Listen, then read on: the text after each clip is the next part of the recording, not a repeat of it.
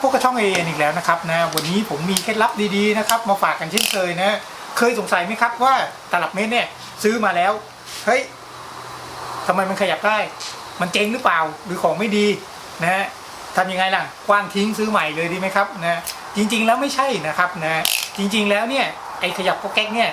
เขาตั้งใจทำมานะครับนะทำมาเพื่ออะไรเดี๋ยวมาดูกันเลยครับเนี่ยครับว่ากันด้วยตลับเม็ดทั่วไปนะครับนะจะมีล็อกหรือไม่มีล็อกก็แล้วแต่นะทุกตัวนะครับจะต้องขยับได้นะขยับได้ทำไมเพราะอะไรนะครับเรามาดูกันเลยอันดับแรกนะครับนะผมจะทำให้ดูก่อนว่าระหว่างที่ชนอย่างนี้ชนแล้วเลื่อนมานะครับเลื่อนมาสุดอย่างนี้กับชนอย่างนี้นะจนติดอย่างนี้นะครับอันไหนมาตรงนะอันไหนเป็นสเกลที่บอกได้ถูกต้องที่สุดนะครับเรามาดูกันเลยครับนี่เฉลยกันเลยนะโอเคนี่พอนะครับนะอันดับแรกนะครับเอาชนก่อนนะพอชนปั๊บนี่เห็นไหมครับนะวัดกับไม้บรรทัดมาตรฐานนะครับนะตัวนี้นะครับเท่ากันเลยเห็นไหมครับนะเท่ากันเป๊ะทุกตัวนะครับแล้วลองยืดดูสิปึ๊บยืดนะครับเรามาดูกันปุ๊บมันเหลื่อมไป1มิลนะครับ1มิลลิเมตรนะ1มิลลิเมตรตรงนี้เขาบอกว่ามันมีไว้ชดเชยตัวตัวนี้ตัวความหนาของตัวล็อกเนี่ยนะครับนะเรามาดูกันอีกครับว่าจริงหรือไม่จริงนะ1มิลนะครับเมื่อกี้ใช่ไหมครับเราลองเวอร์เนียร์มาวัดดูนะครับปั๊บ1มิลจริงๆด้วยนะครับนะ1มิลนะครับ1มิลลิเมตรนะเพราะฉะนั้นสรุปได้เลยครับง่ายๆมันคือการชดเชยนะครับชดเชยตัวก้านนี้นะคือถ้าจะวัดให้เป๊ะนะครับต้องวัดชนนะวัดชนแล้ว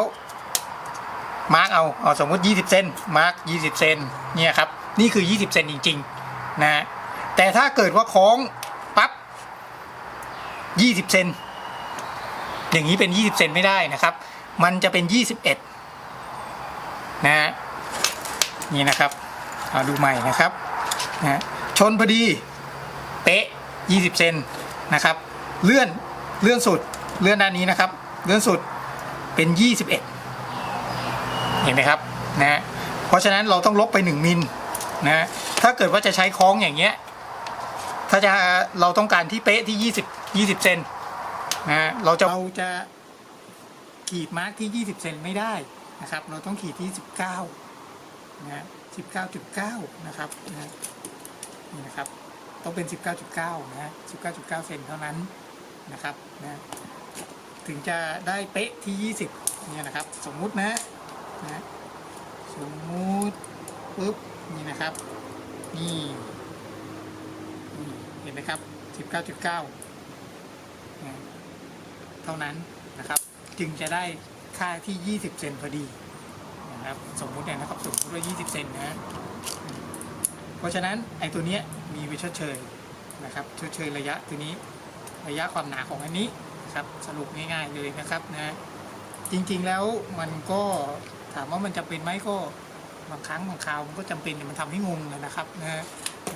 บางครั้งวัดงานเป๊ะๆเราต้องการเป๊ะๆเลยเป็นมิลนะครับนะมันจะใช้นี่แล้วมันจะงงนะแนะนำให้ใช้ตัวไม้บรรทัดแบบล็อกตายนะครับแน่นอนกว่านะมีนิดนะครับสินค้านะครับเป็นตลับเม็ดตัวนี้นะครับถ้าต้องการนะครับลิงก์ด้านล่างได้เลยครับขอบคุณมากครับสำหรับการรับชมคลิปนี้นะครับถ้าสงสัยนะครับคอมเมนต์ถามได้นะครับขอบคุณครับ